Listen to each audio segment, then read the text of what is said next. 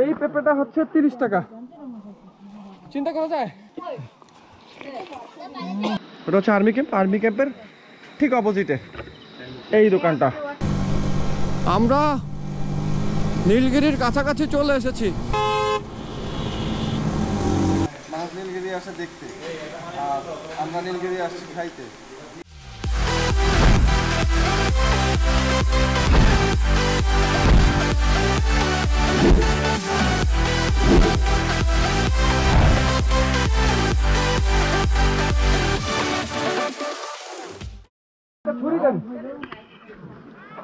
এটা হচ্ছে 30 টাকা দামের পেঁপে। এই পেঁপেটা হচ্ছে 30 টাকা।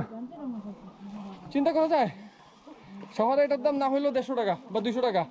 তা আবার সেটা মেডিসিন বলা, আর এটা হচ্ছে একদম অর্গানিক।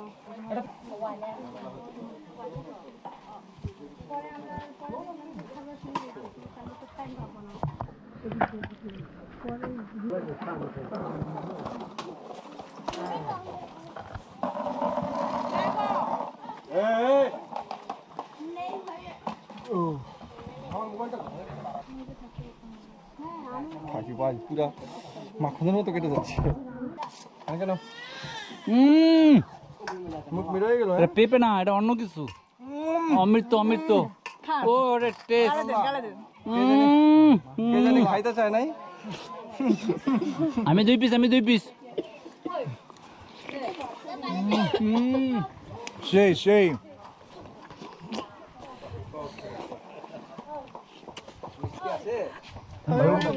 ভাই ভাই ভাই না বলা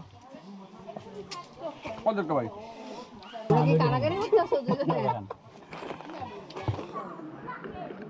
ফরিদ ভাই করলো কি জানেন? খাইলে আটা আছে।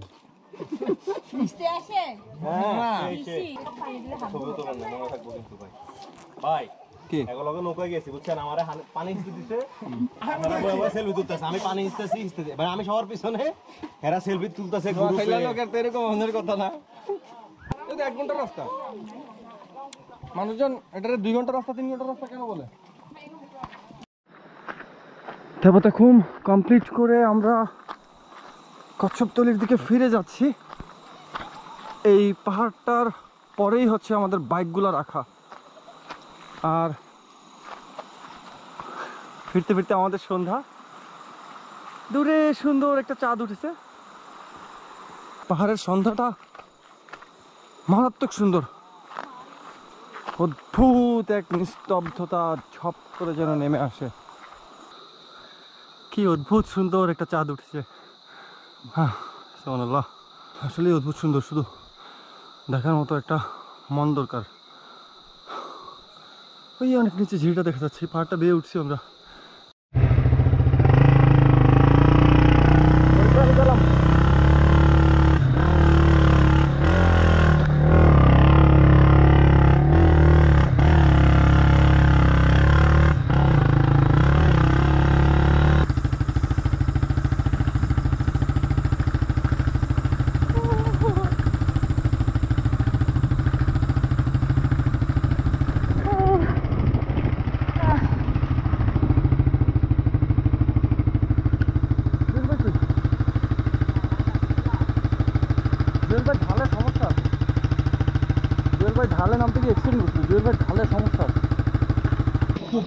আমরা দেবতাখুম ট্রেকিং করে আসি, এতই টায়ার্ড ছিলাম যে মানে খুব দ্রুত খেয়েছি, খুব দ্রুত খেয়েছি, মানে এতই ক্ষুধার্ত ছিলাম যে নিমিষের মধ্যে খাবার শেষ। আমরা কি খেয়েছি সেটা দেখানোর সুযোগ পাইনি। তো খাবারটা খুবই টেস্টি ছিল। এটা হচ্ছে আপনার কিছুটা পাহাড়ি মুরগি টাইপের, পুরোপুরি না, মানে খুবই সুস্বাদু ছিল মাংসটা। আর তাদের রান্নার প্যাটার্নও মাশাআল্লাহ খুব ঝালঝাল করে রান্না করেছে। আমরা সবাই খুব তৃপ্তি সহকারে খেয়েছি, খাবারটা আসলে খুব ভালো ছিল। এটা হচ্ছে ঠিক এই যে আর্মি ক্যাম্প, ওটা হচ্ছে আর্মি ক্যাম্প, আর্মি ক্যাম্পের ঠিক অপোজিটে এই দোকানটা। এটা কার দোকান বললে চিনবে আপা? নাম কি দোকানের নাম আছে? তোজা হোটেল। মাশাআল্লাহ খাবারটা ভালো ছিল, খুব সুন্দর করে রান্না করছেন। এখানে শুধু আমি লেগ পিসটা ভাগে পাই নাই, এই দুঃখে আমরা কাতর। যাই হোক, এখানে একটা আম গাছ আছে, আম গাছের সাথেই পাবে, সহজে চিনতে পারবে। একদম আম গাছ বরাবর বড় একটা আম গাছ আছে এখানে। আম গাছ বরাবর তোজা হোটেল। হ্যাঁ, তো ওনারা আস্তে আস্তে আরো বড় করবে, এটা এখনো ঠিকভাবে নির্মাণ শেষ করেনি। কচ্ছপতলি থেকে আমরা বের হয়ে যাচ্ছি এখন সোজা বান্দরবন হয়ে দেখি মিলনছড়ি অথবা শহরের কোনো রিজর্টে উঠে যাব।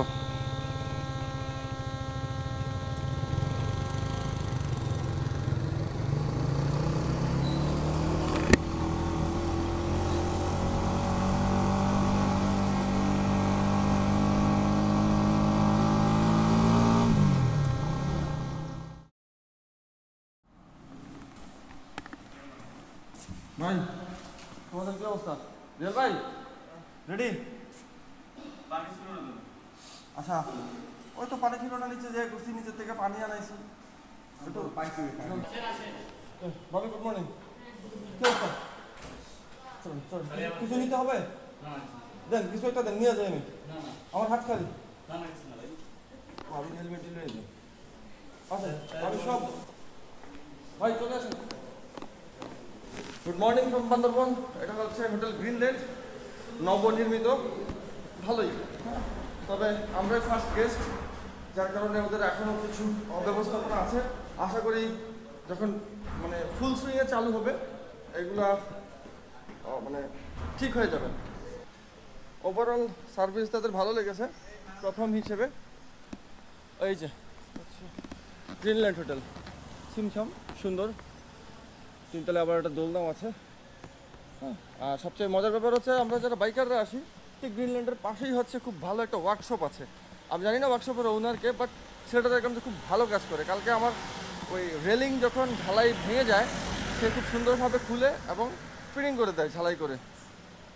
তো এখন আমরা সোজা চলে যাব নীলগিরিতে নাস্তা করে থানচির দিকে। বিসমিল্লাহির রহমানির গাফুরুর রহিম। এই যে এটাই হচ্ছে থানচি রোড, বামে হচ্ছে বান্দরবান সদর। এখন সকাল প্রায় 8টা বাজে। আমাদের রওনা দেওয়ার ইচ্ছে ছিল 7টায়, বাট 8টা বেজে গেল হোটেলওয়ালাদের মিসম্যানেজমেন্টের কারণে। সকালবেলা উঠেই দেখি যে পানি নেই, তারপরে মোটর ছাড়া পানি পাওয়া ওইখানে প্রায় 40-45 মিনিট লেগে যায়। এইখান থেকে নীলগিরি প্রায় 40 কিলোমিটার। সকালে আমাদের ওখানে নাস্তার ব্যবস্থা আছে, আমরা ওখানে গিয়ে সোজা নাস্তা করব।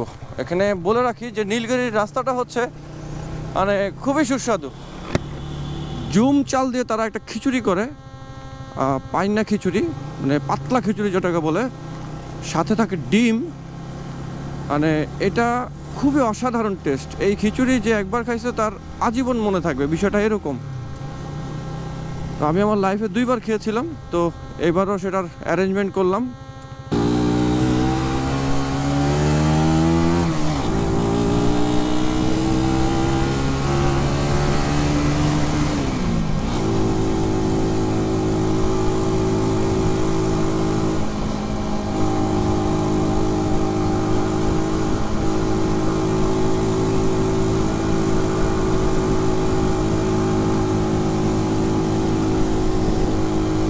গাড়ি আসতেছে একটা,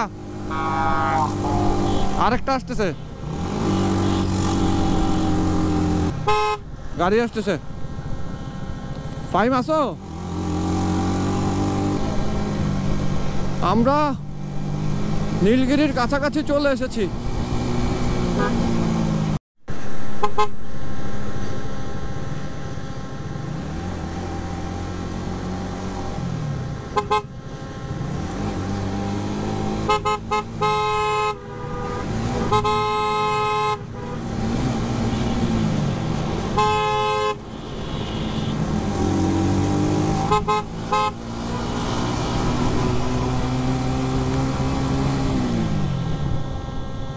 এইখানে বালু বালু বালু।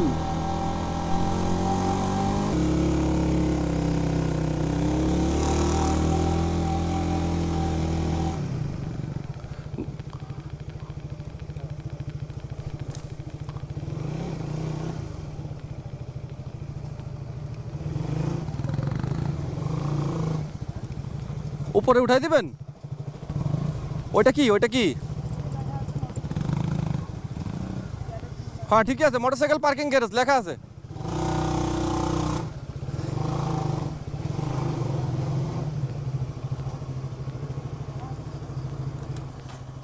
নামো। এই কি অবস্থা, টেস্ট কেমন? আলহামদুলিল্লাহ হ্যাঁ খেয়ে তো চুপচাপ আসছো, এটা তো স্পেশাল আইটেম। এটা কিন্তু জুম চাল, এটা একটু পাহাড়িদের জুম চালের চাল। হ্যাঁ আঠা আঠা, টেস্টটা অন্যরকম, ফ্লেভারটা অন্যরকম। আমার এই নিয়ে মনে হয় 4th টাইম হবে। এটার সাথে এক কথায় অসাধারণ, এইটার জন্য এখানে আসা। মানুষ নীলগিরি আসে দেখতে, আর আমরা নীলগিরি আসছি খাইতে। আপনাদেরকে নীলগিরিটা একটু দেখাই।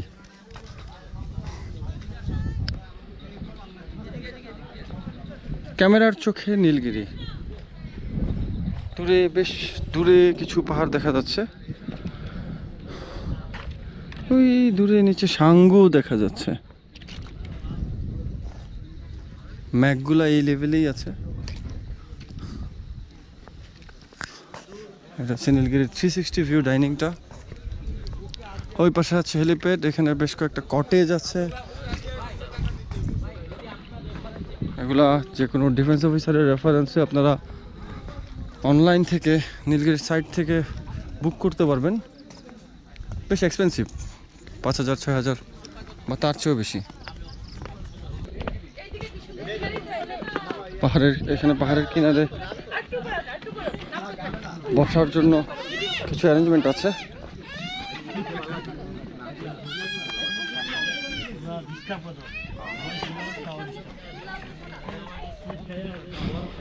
অনেক রোদ, ওই যে দূরে হেলিপ্যাডটা দেখা যাচ্ছে।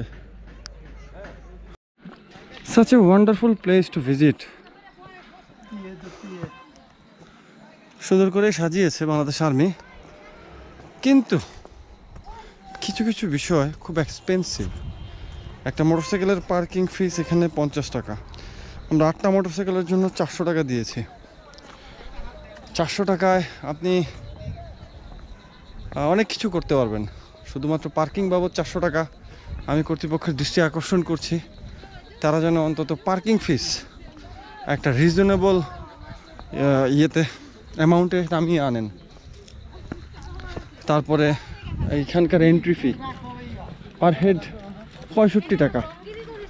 এটা আসলে আমাদের পর্যটনের জন্য অন্তরায়, যে শুধুমাত্র আসবে দেখবে, হ্যাঁ কিছুটা সময় কাটাবে, তার জন্য জনপ্রতি 65 টাকা। আমি মনে করি এটাও বেশি।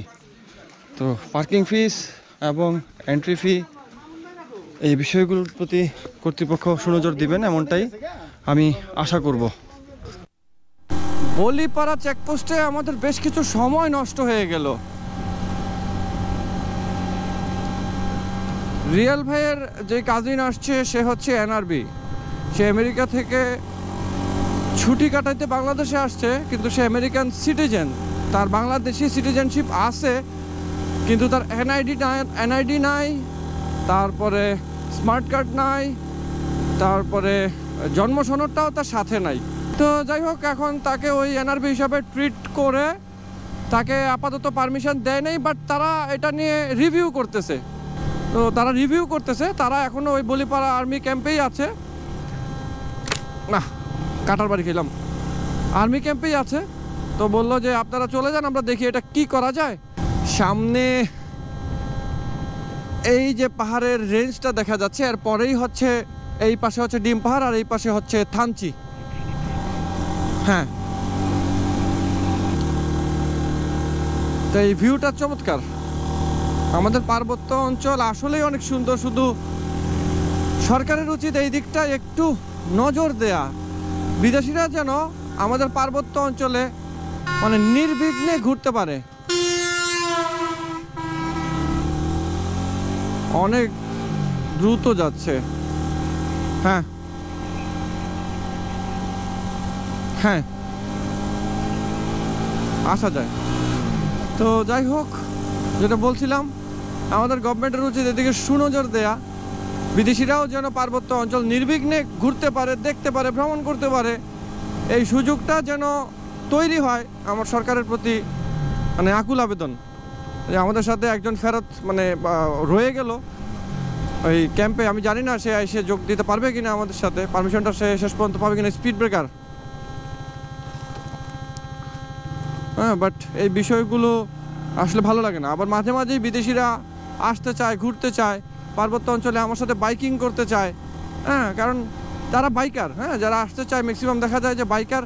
তো বাইকিং করার জন্য তো ওই রকম রাস্তা লাগবে, সোজা রাস্তায় যদি আমি তাদেরকে, সাপোজ আমি যদি ওদেরকে নিয়ে বগুড়া যাই, রংপুর যাই, হ্যাঁ, ওরা ওই রকম থ্রিল পাবে না, ফিল পাবে না, বাংলাদেশটাকে ওইভাবে মানে তারা ইয়ে করতে পারবে না, স্মরণীয় করে রাখতে পারবে না। তো তাদেরকে আমি নিয়ে আসতে চাই পার্বত্য চট্টগ্রামে এই হিল সেক্টরটা দেখানোর জন্য, বাট ওই ইয়ের কারণে, জটিলতার কারণে আমি নিয়ে আসতে পারি না। তো বিষয়গুলো দুঃখজনক। যেখানে আমি ইজিলি কাশ্মীরে যেতে পারছি, লাদাখ যেতে পারছি, আমি নেপালের হিমালয় রেঞ্জে যেতে পারছি বাইক নিয়ে, ওইখানে সুন্দর পারমিটের ব্যবস্থা আছে, 200, 500, 600 রুপি নির্দিষ্ট করা থাকে, ওগুলো জমা দিলেই, ডকুমেন্টস জমা দিলেই সুন্দর পারমিট চলে আসতেছে। বাট আমাদের সরকারেরও উচিত এরকম কিছু একটার ব্যবস্থা করা, এই বিষয়গুলোর প্রতি নজর দেয়া।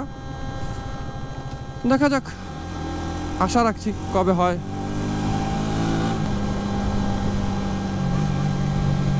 ডাউনহিল, ডাউনহিল, বামে টার্ন, এই বালু আছে টার্নিংয়ে, টার্নিংয়ে বালু আছে, এই গাড়ি আসতেছে।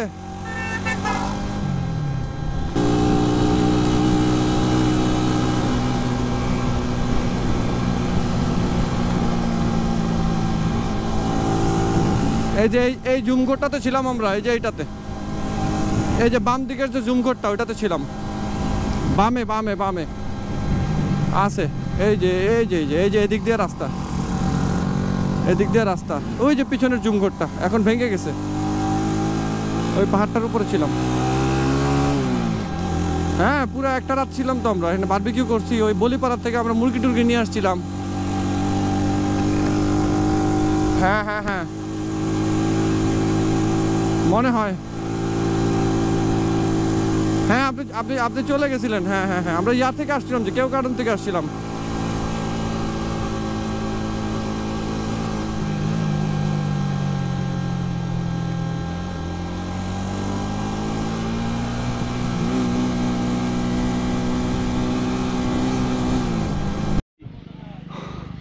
ওই হচ্ছে বিজিবি ক্যাম্প, আর তার আগে গাইড ঠিক করতে হয়েছে, গাইড ঠিক করেছি, দেন থানচি থানা থেকে এন্ট্রি করেছি, লাস্ট বিজিবি ক্যাম্প থেকে এন্ট্রি করেছি।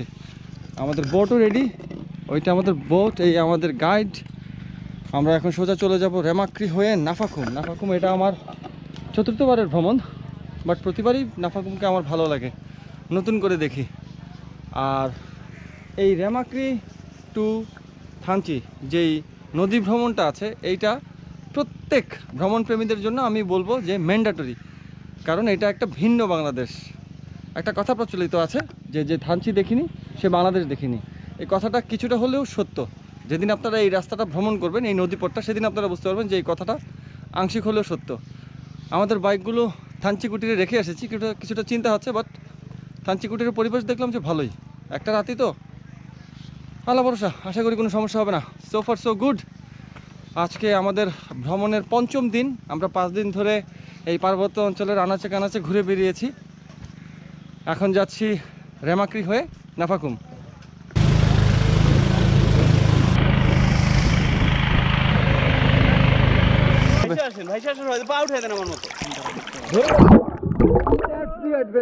একদম ভেসা ভাসিয়ে নিয়ে যাচ্ছে, হাতে প্রচন্ড টান পড়ছে। ও, এ তো জীবন মরণ যুদ্ধ। দেখুন, দ্বিতীয় জীবন পেলে মানুষ যেভাবে হাসে। এখন রাখেন, আমি সব খুলবো, গেঞ্জি খুলবো, সব খুলে ফেলবেন? গেঞ্জি খুলবো, প্যান্টও খুলবেন? না, প্যান্ট খুলবো। বললেন তো সব খুলবেন।